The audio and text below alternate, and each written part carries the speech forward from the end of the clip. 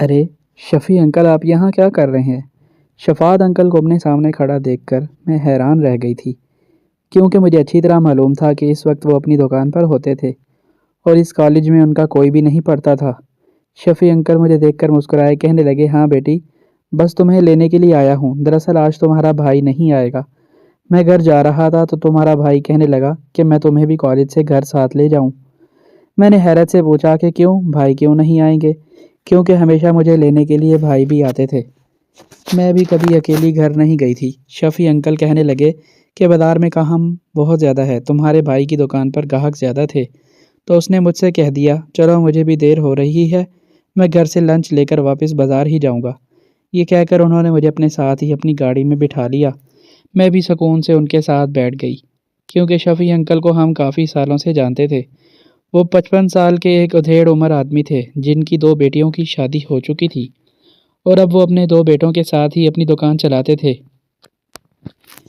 ان کی دکان اور میرے بھائی کی دکان بازار میں ساتھ ساتھ تھی اور ہم برابر والے ہی گھروں میں رہتے تھے، اس لیے ہماری جان پہچان حد سے زیادہ تھی۔ آنا جانا بھی بہت تھا۔ شفیع انکل کے ساتھ مجھے کوئی پریشانی نہیں تھی۔ میں گاڑی میں بیٹھ کر سیٹ سے سر ٹکا کر انہیں آنکھیں بند کر گئی۔ شفیع انکل کہنے لگے، کیا بات ہے، لگتا ہے آج بہت تھکی ہوئی ہو۔ ہماری گڑیا؟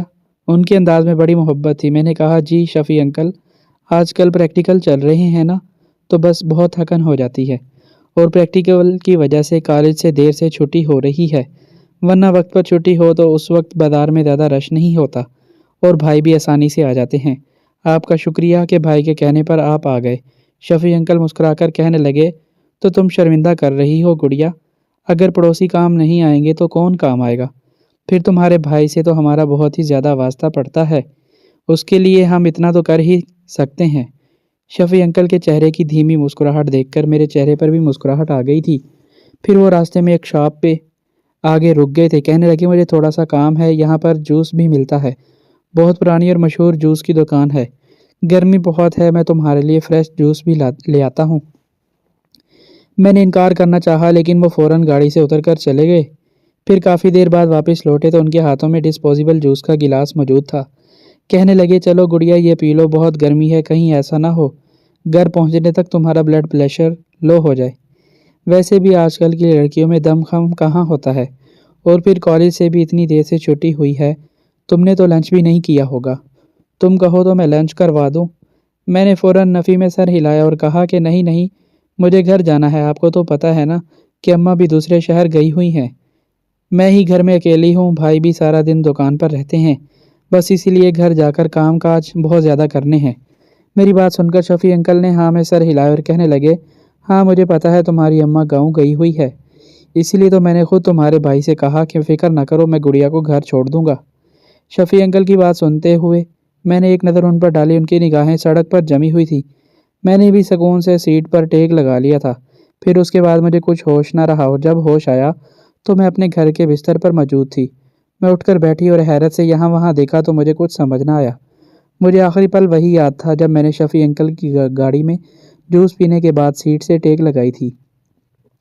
اس کے بعد ہم گھر پہنچے، میں کیسے اندر آئی، بستر تک کیسے آئی، مجھے کچھ بھی خبر نہیں تھی اور سر اتنا بھاری تھا کہ کچھ سمجھ نہیں آ رہا تھا۔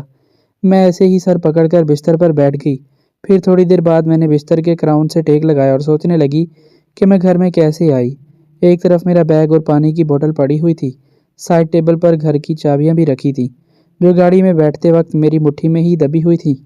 میں سوچ رہی تھی کہ کیا میں خود ہی دروازہ کھول کر اندر آئی ہوں، لیکن پھر بستر کی حالت دیکھ کر میں شش و پنج کا شکار ہو گئی تھی۔ مجھے یاد تھا کہ میں صبح جانے سے پہلے بستر سیٹ کر کے گئی تھی، لیکن اب بستر کی چادر پوری نیچے پڑی ہوئی تھی۔ ایسے لگتا تھا جیسے کسی نے کھینچ کر بستر کی چادر کو نیچے پھینک دیا ہو۔ ابھی میں سوچ ہی رہی تھی کہ اتنے میں میرے موبائل فون کی گھنٹی بجی۔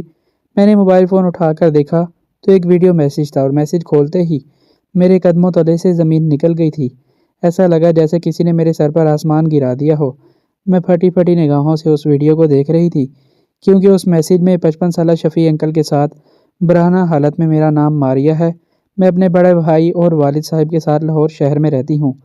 ہم ایک چھوٹے سے علاقے کے رہائشی ہیں جہاں لوگ ایک دوسرے کی خبر گیری کرتے ہیں، ایک دوسرے کے اچھے برے میں شامل ہوتے ہیں اور آپس کے تعلقات بہت مضبوط ہوتے ہیں۔ میرے ابا اور ہمارے پڑوسی شفیع انکل کے آپس میں بہت گہرے تعلقات، بہت زیادہ ہی اچھے اور گہرے تعلقات تھے۔ شفیع انکل کا نام شفاعت تھا، لیکن سب انہیں شفیع انکل کہہ کر پکارتے تھے۔ ابا اور شفیع انکل کی جوتے کی دکانیں تھیں اور اتفاقاً دکانیں بھی بازار میں برابر تھیں، بلکہ جہاں تک مجھے یاد پڑتا ہے ایک بار انہوں نے ذکر بھی کیا تھا کہ ابا اور شفیع انکل نے پرانے وقتوں میں ایک ساتھ دکانیں خریدی تھیں اور ہم دکانوں کے گھرانوں میں اس وجہ سے آنا جانا بھی بہت زیادہ تھا۔ شفیع انکل کو میں نے اپنے ابا کی نظر سے ہی دیکھتی تھی، وہ بھی مجھے ہمیشہ گڑیا گڑیا کہہ کر مخاطب کرتے اور محبت سے پیش آتے۔ میرا بڑا بھائی جو ابا کے دوسرے شہر جانے کے بعد ابا کی دکان سنبھال رہا تھا، وہ مجھے کالج سے لے جانے کا کام کیا کرتا تھا۔ دراصل ابا نے دوسرے شہر میں بھی ایک دکان کھولنے کا سوچا تھا۔ ابا اپنے کاروبار کو دن دگنی رات چگنی ترقی دینا چاہتے تھے۔ ان کا کہنا تھا کہ کاروبار میں بہت برکت ہوتی ہے اور اگر انسان محنت کرے تو کاروبار بہت جلدی پھلتا پھولتا ہے۔ اس لیے ابا نے اس شہر کی دکان کو بڑے بھائی کے حوالے کیا اور خود دوسرے شہر چلے گئے کہ میں وہاں جا کر ایک نئی دکان سیٹ کروں گا اور پھر وہاں ملازم رکھ کر واپس آ جاؤں گا۔ اس طرح کاروبار بڑھتا چلا جائے گا۔ بھائی کو بھی یہ بات مناسب لگی تھی اور ابا کے جانے کے بعد بھائی نے بخوبی ابا کا کاروبار بھی سنبھال لیا تھا۔ گھر گرہستی میں ہمیشہ ہی ماہر تھی، اس لیے ابا اور بھائی کو کبھی گھر کی فکر نہیں ہوتی تھی۔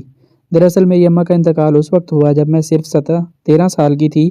ایک رات اماں اتنی اچانک اس دنیا سے چلی گئی، ہم گھر والوں کو خبر بھی نہ ہوئی اور اس کے بعد میں خود بخود بڑی ہو گئی۔ سارا گھر میں نے سنبھالا اور اپنے باپ اور بھائی کی خدمت بھی کرنے لگی۔ وہ دونوں مجھ سے بہت زیادہ خوش تھے اور میں بھی ان سے بہت محبت کرتی تھی۔ ہمارے گھر میں ہر طرح سے آسودگی اور سکون تھا۔ کبھی ابا اور بھائی نہ ہوتے اور مجھے کسی اس کی ضرورت ہوتی تو میں شفیع انکل یا ان کے دونوں بیٹوں سے اپنا کام کہہ دیا کرتی اور وہ لوگ بھی میرے کام آ جاتے۔ اسی طرح زندگی کی گاڑی چل رہی تھی، لیکن پچھلے کچھ دنوں سے نہ جانے کیا بات تھی کہ بڑے بھائی بہت زیادہ پریشان نظر آ رہے تھے۔ میں نے کئی بار پوچھنا بھی چاہا، لیکن بڑے بھائی نے کوئی جواب نہ دیا۔ شاید کاروبار کو لے کر کوئی مسئلے مسائل چل رہے تھے، کیونکہ کاروبار ہی ایک واحد چیز تھی جس کے بارے میں ابا اور بھائی نے ہی میرے سامنے زیادہ بات کرتے تھے اور نہ ہی مجھے کاروبار کی پریشانیوں کے حوالے سے کوئی بات بتاتے تھے۔ ابا بھی دوسرے شہر میں تھے، اس لیے میں نے بھائی کو زیادہ پریشان کرنا مناسب نہ سمجھا۔ البتہ میں دن رات دعا کرنے لگی کہ بھائی کے کاروبار کے جو بھی معاملات ہیں وہ سدھر جائیں۔ پھر 2 راتوں پہلے میں نے بھائی کو بہت زیادہ پریشان دیکھا۔ وہ آدھی رات کو پورے گھر میں ٹہل رہے تھے۔ میں اپنے کمرے سے پانی لینے کے لیے نکلی تھی۔ میں نے بھائی سے پوچھا، سب خیریت تو ہے بھائی؟ بھائی نے میرے سر پر ہاتھ رکھا اور کہنے لگے، بس اب میں تیری شادی کے بارے میں سوچنے لگا ہوں۔ رات کے اندھیرے میں بھائی کے منہ سے یہ بات سن کر میں حیران رہ گئی تھی۔ میں صرف 17 سال کی تھی، ابھی کالج میں پڑھ رہی تھی۔ اچانک ہی بھائی کو میری شادی کا خیال کیسے آ گیا تھا؟ بھائی کہنے لگے کہ تیری شادی کر کے مجھے سکون آ جائے گا۔ ابھی ہر وقت یہ فکر لگی رہتی ہے کہ تو جوان ہو رہی ہے، گھر میں اکیلی رہتی ہے، مجھے دکان پر بھی سکون نہیں آتا۔ بھائی کی بات سن کر میں مسکرائی اور کہا، میں اب سے تو گھر میں اکیلی نہیں ہوں۔ اماں کے انتقال کو 5 برس ہونے والے ہیں اور ان 5 برسوں میں ہمیشہ گھر میں تنہا ہی رہی ہوں۔ آپ دکان پر ہوتے ہیں، بابا کبھی اس شہر کبھی اس شہر میں۔ پہلے تو کبھی آپ کو اتنی فکر مند نہیں دیکھا۔ لگتا ہے بات کوئی اور ہے اور آپ مجھے بتانا نہیں چاہتے۔ بھائی نے میری طرف دیکھا، سر پر ہاتھ رکھتے ہوئے کہنے لگا، نہیں گڑیا، یہی بات ہے، بس چاہتا ہوں کہ تم اپنے گھر کی ہو جاؤ۔ کاروبار کے مسئلے مسائل تو چلتے رہتے ہیں۔ پھر بھائی اپنے کمرے میں چلے گئے اور میں سوچ میں پڑ گئی۔ میں بھی شادی نہیں کرنا چاہتی تھی، اس لیے میں نے سوچا تھا کہ جب بھی اس بارے میں بابا کوئی ذکر کریں گے تو میں صاف انکار کر دوں گی۔ ابا تو میری ہر بات سنتے تھے، انہوں نے کبھی میری مرضی کے خلاف کچھ نہیں کیا تھا۔ لیکن اگلے دن جب ابا کا فون آیا تو میں حیران رہ گئی، کیونکہ وہ بھی میری شادی کے بارے میں ہی بات کر رہے تھے۔ وہ کہہ رہے تھے کہ ان کے کسی دوست کا بیٹا ہے جو ابا کے کاروبار جیسا ہی کوئی کاروبار کرتا ہے اور ابا اسے میرے لیے دیکھ رہے ہیں۔ میں فوراً ہی ابا سے الجھ پڑی کہ کیا ہو گیا ہے آپ کو اور بھائی کو، جو دونوں کو ہی میری شادی کی فکر پڑ گئی ہے۔ ابا کہنے لگے، بیٹیاں جوان ہو تو باپ بھائیوں کی نیندیں اڑ ہی جاتی ہیں، ہم بھی ہیں، بس تمہیں اپنے گھر کا دیکھنا چاہتے ہیں۔ ابا کے لہجے میں کچھ ایسا تھا جسے میں محسوس تو کہہ رہی تھی لیکن سمجھ نہیں پا رہی تھی، کوئی پریشانی، کوئی فکر یا پھر کوئی ایسی بات جو وہ مجھ سے چھپا رہے تھے۔ میں نے پوچھنا بھی چاہا کہ ابا اچانک سے کیا ہو گیا ہے، لیکن ابا نے کوئی جواب نہ دیا۔ پھر اگلے دن میں کالج چلی گئی اور وہاں سے واپسی میں بھائی مجھے لینے نہ آئے بلکہ شفیع انکل آ گئے اور میں ان کے ساتھ ان کی گاڑی میں بیٹھ گئی۔ انہوں نے مجھے راستے سے جوس پلایا اور آگے کیا ہوا مجھے کچھ خبر نہیں تھی۔ ہوش تو اس وقت آیا جب اب اپنے ہی موبائل پر مجھے وہ ویڈیو موصول ہوئی کہ جسے دیکھ کر میرے قدموں تلے سے زمین نکل گئی۔ اس ویڈیو میں شفیع انکل کے ساتھ اپنے ہی کمرے کے بستر پر موجود تھی، اور کہیں سے بھی ایسا نہیں لگتا تھا جیسے وہ میرے ساتھ زور زبردستی کر رہے ہوں، بلکہ میں تو خود پوری طرح ان کے ساتھ مدہوش تھی۔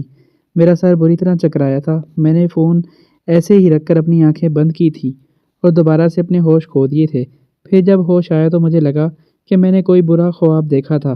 میں نے جلدی سے اٹھ کر اپنا فون اٹھایا، اپنے موبائل کے میسیج باکس کو ان کیا، لیکن وہ ویڈیو اب بھی وہاں موجود تھی اور میرے ہاتھ پاؤں لرز رہے تھے۔ وہ شفیع انکل جنہیں میں اپنا باپ سمجھتی تھی، نہ جانے انہوں نے میرے ساتھ کیا کیا تھا، مجھے جوس میں ڈال کر کیا پلایا تھا کہ میں ان کے ہاتھوں اپنی آبرو لٹوا بیٹھی تھی۔ میری آنکھوں سے آنسو بہہ رہے تھے، ہاتھ پاؤں تھر تھر کانپ رہے تھے۔ میں نے جلدی سے موبائل فون سے وہ ویڈیو ڈیلیٹ کی، لیکن اس وقت میرے موبائل پر فون آنے لگا اور وہ فون شفیع انکل کا تھا۔ میں نے جیسے ہی فون کان سے لگایا تو وہ دوسری طرف سے ہنستے ہوئے کہنے لگے، ویڈیو دیکھ کر خوش ہوئی؟ میں نے تو بہت مزے کیے ہیں، لیکن تم ہوش میں نہیں تھی۔ لیکن خیر، کون یہ بات مانے گا کہ تم نے مدہوشی کے عالم میں خود کو میرے حوالے کیا۔ ویڈیو دیکھو، تم کتنی خوش نظر آ رہی ہو۔ شفیع انکل کی بات سن کر میری جان نکل گئی۔ میں نے ہکلاتے ہوئے کہا، انکل یہ سب کیا ہے؟ آپ نے مجھے کیا پلایا تھا اور یہ سب کیوں کیا ہے؟ آپ تو میرے لیے ابا کی جگہ ہیں۔ میری بات سن کر شفیع انکل زور سے ہنسے اور کہنے لگے، میں تمہارے باپ کی جگہ نہیں، میں تمہارا پڑوسی ہوں، اور تمہارے باپ نے ہمیشہ میری جگہ لینے کی کوشش کی ہے، لیکن اب وقت آ گیا ہے کہ حساب برابر کا ہو۔ اب تمہیں اپنے باپ سے کہنا ہوگا کہ تم مجھ سے شادی کرنا چاہتی ہو، ورنہ یہ ویڈیو میں نے صرف تمہارے باپ کو بلکہ سارے محلے کو ہی بھی دکھاؤں گا۔ اپنے باپ کو فون کرو اور کہو کہ تم مجھ سے شادی کرنا چاہتی ہو۔ شفیع انکل کی بات سن کر میرے قدموں تلے سے زمین نکل گئی تھی۔ ان کی بیوی کے انتقال کو کئی سال ہو گئے تھے۔ ان کے 2 جوان بیٹے تھے جو شادی کی عمر کے تھے، اور وہ مجھ سے شادی کی بات کر رہے تھے۔ میں نے شفیع انکل سے کہا، آپ کا دماغ خراب ہو گیا ہے کیا؟ میں آپ سے شادی کیسے کر سکتی ہوں؟ آپ 55 سال کے ایک بوڑھے آدمی ہیں۔ شفیع انکل کہنے لگے، شادی تو تمہیں کرنی ہی ہوگی، ورنہ تمہاری بربادی کی داستان تمہارے باپ سے برداشت نہ ہوگی۔ سوچو، اگر یہ ویڈیو میں نے تمہارے باپ کو بھیج دی تو کیا جواب دو گی؟ میں تو یہی کہوں گا کہ تم نے اپنی تنہائی کا فائدہ اٹھا کر مجھے خود اپنے گھر بلایا تھا۔ تم لاکھ انکار کرو، لیکن کوئی یقین نہیں کرے گا کہ میں نے تمہارے ساتھ زور زبردستی کی ہے، کیونکہ جب تم اور میں کالج سے واپس گھر لوٹے تو تم خود محلے والوں کے سامنے اتر کر اپنے قدموں سے گھر کے اندر گئی تھی، اور ساتھ ہی میرا ہاتھ پکڑ کر مجھے بھی اندر لے گئی تھی، اور یہ منظر محلے کے کئی لوگوں نے دیکھا ہے، خاص کر وہ لوگ جو گلی میں ہی موجود تھے۔ اب بتاؤ کیسے انہیں یقین دلاؤ گی کہ تم ہوش میں نہیں تھی؟ میں نے تمہیں ایسی دوا دی تھی جس سے تمہارا دماغ بالکل سن ہو گیا تھا، اور تم نے وہی کیا جو میں نے کیا۔ تمہیں تو یاد بھی نہیں کہ تم نے خود اپنے ہاتھوں سے اپنے لباس کو اپنے وجود سے جدا کیا تھا، لیکن ویڈیو میں سارا منظر موجود ہے۔ کس طرح جھٹلاؤ گی کہ تم نے یہ سب کچھ خود سے نہیں کیا؟ بہتر یہ ہے کہ اپنے باپ کو فون کرو اور کہو کہ تمہاری اور میری شادی کروا دیں، اور ساتھ ہی حصے میں تمہیں جوتوں کی دکان بھی دے۔ یہ کہہ کر شفیع انکل نے تو فون بند کر دیا تھا، لیکن مجھے سمجھ نہیں آ رہا تھا یہ خواب ہے یا حقیقت۔ شفیع انکل مجھ سے شادی کیوں کرنا چاہتے تھے؟ انہوں نے مجھے بے آبرو کیوں کیا تھا؟ اور وہ میرے حصے میں جوتوں کی دکان کیوں مانگ رہے تھے؟ اچانک ہی میرے دماغ میں چھانکا ہوا تھا کہ شفیع انکل کی نظر ہماری دکان پر تھی کیا؟ ہمارے کاروبار میں جو مسائل پیدا ہو رہے تھے وہ ان کی بدولت تھے۔ میں نے سر پکڑ لیا تھا۔ مجھے اس رات والی بھائی کی بات یاد آئی تھی کہ وہ میری جلد سے جلد شادی کی بات کر رہے تھے۔ یقیناً کچھ نہ کچھ گڑبڑ تھی جس کا مجھے علم نہیں تھا، لیکن اب آگے کیا ہونا تھا، مجھے کیا کرنا تھا، مجھے کچھ سمجھ نہیں آ رہا تھا۔ میں پھوٹ پھوٹ کر رونے لگی۔ میں نے بستر کی چادر ٹھیک کی اور سارا وقت اپنے کمرے میں بند رہی۔ نہ مجھے گھر کی صفائی کا ہوش آیا، نہ ہی کھانا بنانے کا۔ 8 بجے کے قریب بھائی واپس لوٹے تو میری حالت دیکھ کر پریشان ہو گئے۔ کہنے لگے، ماریا تم ٹھیک تو ہو؟ میں تمہیں کالج سے لینے کے لیے پہنچا تو تم مجھے وہاں نہیں ملی۔ میں کتنی ہی دیر کھڑا رہا، پھر تمہارے موبائل سے میسیج آیا کہ تم اپنی دوست کے ساتھ گھر آ گئی ہو، تو میں واپس دکان لوٹ گیا۔ دراصل دکان میں کچھ ایسا مسئلہ ہو گیا تھا کہ مجھے وہاں وقت لگ گیا۔ میں بہت شرمندہ ہوں کہ تمہیں میری وجہ سے بہت تکلیف ہوئی۔ بھائی سمجھ رہے تھے کہ میں ان کے پہنچنے پر ناراض ہوں۔ میں نے بھائی سے نظریں چرائی اور پوچھا کہ بھائی، آپ اور ابا میری شادی کیوں کرنا چاہتے ہیں؟ کچھ دیر بھائی خاموش رہے اور پھر آہستگی سے بولے کہ آج کل کاروبار میں بہت مسائل چل رہے ہیں۔ تم تو چاہتی ہو کہ ہماری بھی جوتوں کی دکان ہے اور برابر میں شفیع انکل کی بھی جوتوں کی دکان ہے۔ بس قسمت کی بات ہے اور کچھ محنت کی کہ ہمارا کاروبار دن دگنی رات چگنی ترقی کر رہا ہے، جبکہ شفیع انکل کی جوتوں کی دکان مستقل خسارے میں جا رہی ہے۔ ان کے بیٹوں کا آئے دن ہم سے جھگڑا ہونے لگا ہے۔ 2-4 دن سے تو وہ لوگ حد سے زیادہ جھگڑا کر رہے ہیں۔ ہمارے گاہکوں کو دکان میں آنے ہی نہیں دیتے، کسی نہ کسی طرح انہیں بھگا دیتے ہیں۔ شفیع انکل کا رویہ بھی بالکل بدل گیا ہے۔ ان کی نظریں ہماری دکان پر جم گئی ہیں اور اس لیے ابا چاہتے ہیں کہ پہلے تمہاری شادی کر دی جائے اور بعد میں ان مسائل سے نپٹا جائے۔ پڑوس میں بھی وہی لوگ رہتے ہیں، اس لیے ابا کو تمہاری بہت فکر رہتی ہے۔ بھائی کی بات سن کر میں داروں کے تار رونے لگی۔ میرے رونے سے وہ ایک دم چونک گئے، کہنے لگے، ماریا فکر نہ کرو، تمہاری مرضی کے بغیر تمہاری شادی نہیں کریں گے۔ میں نے روتے ہوئے بھائی کو سب کچھ سچ سچ بتا دیا، جو کچھ جیسے ہوا تھا ویسے ہی، کیونکہ مجھے معلوم تھا کہ میرا بھائی ہر حال میں مجھ پر اعتبار کرے گا۔ میں نے اس ویڈیو کے بارے میں بھی انہیں بتایا تو بھائی غصے سے آگ بگولا ہو گیا، تیزی سے مجھے چھوڑ کر کھڑا ہوا اور کہنے لگا، میں ابھی جا کر اس بڈھے کا دماغ جگہ پر لاتا ہوں۔ اس کی ہمت کیسے ہوئی کہ وہ میری بہن کی عزت پر ہاتھ ڈالنے کی کوشش کرے؟ میں نے فوراً بھائی کا ہاتھ پکڑ لیا اور کہا، ایسے غلطی نہ کریں بھائی، ان کے پاس میری ویڈیو ہے، اگر انہوں نے محلے والوں کو وہ ویڈیو دکھا دی تو قصوروار میں ہی ٹھہرائی جاؤں گی۔ بھائی کہنے لگے، تو کیا میں ہاتھ پر ہاتھ رکھ کر بیٹھ جاؤں؟ میں نے کہا، نہیں بھائی، ہمیں ابا کو بلانا ہوگا، شفیع انکل مجھے بلیک میل کر رہے ہیں، وہ مجھ سے شادی کی بات کر رہے ہیں، میں بھلا ان سے شادی کیسے کر سکتی ہوں؟ بھائی نے نفی میں سر ہلایا اور کہنے لگے کہ ہم اسے اس کے مقصد میں کامیاب نہیں ہونے دیں گے۔ میں تو سوچ بھی نہیں سکتا تھا کہ سالوں پرانا ساتھ اس طرح سے ختم ہوگا۔ شفیع انکل تو آستین کا سانپ نکلے۔ ان کا کاروبار ابا نے جموا کر دیا تھا۔ جب دکانیں خریدنے کا وقت تھا تب شفیع انکل کے پاس دکان خریدنے کے لیے بھی پیسے بھی نہیں تھے۔ آدھے پیسے ابا نے انہیں دیے تھے۔ آج ہماری محنت سے ہمارا کاروبار چمک رہا ہے تو یہ بات ان کو اور ان کے بیٹوں کو ہضم نہیں ہو رہی ہے۔ وہ بھول گئے ہیں کہ ابا نے کس طرح ہر برے وقت میں ان کی مدد کی ہے، اور وہ تو اس قدر گر گئے کہ انہوں نے تمہاری عزت پر ہاتھ ڈال دیا۔ یہ کہتے ہوئے بھائی کی آنکھیں سرخ ہو گئیں اور آنکھوں میں آنسو چمکنے لگے۔ پھر وہ اپنے سر پر ہاتھ مارتے ہوئے کہنے لگے، غلطی میری ہے، مجھے تمہیں پہلے ہی سب کچھ بتا دینا چاہیے تھا تاکہ تم ان سے محتاط رہتی، بس میں تمہیں پریشان نہیں کرنا چاہتا تھا۔ بھائی نے فون کر کے ابا کو بلا لیا تھا۔ ابا واپس لوٹے اور پھر ابا کو بھی سب کچھ بتایا گیا تو ابا بھی کتنی ہی دیر تک سکتے میں آ گئے۔ پھر ابا نے شفیع انکل سے بات کرنے کے بجائے اپنی ایک پولیس والے دوست کو بلایا اور انہیں ساری بات بتا دی۔ شاید شفیع انکل کو اس بات پر پورا یقین تھا کہ میں اپنے باپ اور بھائی کو اس بارے میں آگاہ نہیں کروں گی، لیکن میں اپنے باپ اور بھائی سے کچھ نہیں چھپاتی تھی۔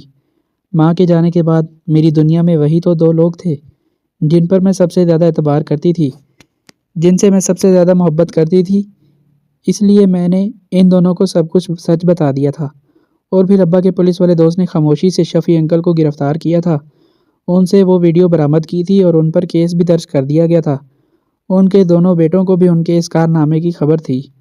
وہ تینوں ہی مل کر ہماری بربادی کا منصوبہ بنائے بیٹھے تھے، اس لیے انہیں بھی ساتھ میں گرفتار کر لیا گیا۔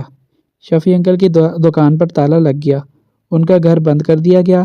ان کی بیوی کا انتقال ہو چکا تھا، بیٹیاں شادی شدہ تھیں، اس لیے ان کا گھر بند ہو گیا اور وہ اپنے جرموں کی سزا کاٹنے کے لیے جیل پہنچ گئے۔